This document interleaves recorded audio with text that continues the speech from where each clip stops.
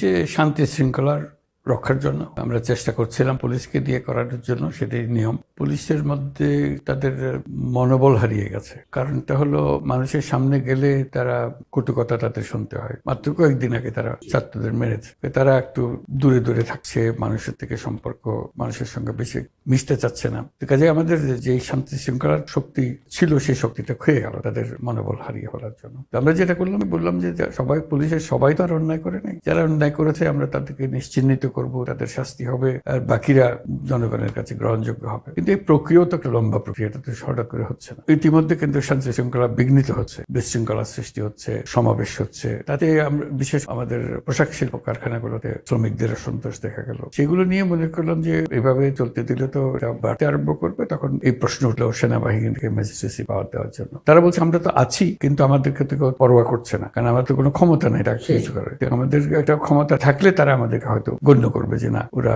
আমাদের ক্ষতি করতে পারে। তখন আমরা তাদেরকে ম্যাজিস্ট্রেসি পাওয়ার দিলাম, কিন্তু একটা সীমিত সময়ের জন্য, 2 মাসের জন্য আমরা দিলাম। সেইভাবে হয়েছে। তবে তারা দেখছে যে তাদের যে ক্ষমতা ব্যবহার করতে পারছে না, তার ফলে সেনাবাহিনীর কাছে দায়িত্ব পালন করতে হচ্ছে। সেটা তাদের জন্য খুব সুখকর বিষয় না যে তাদের দায়িত্ব অন্যজন পালন করছে। সেখানে আনসার বাহিনীকে দিয়েও করা হয়েছিল, তাতেও কোনো কাজ হয়নি। কাজেই এইভাবে আমরা সমাধান করার চেষ্টা করছি।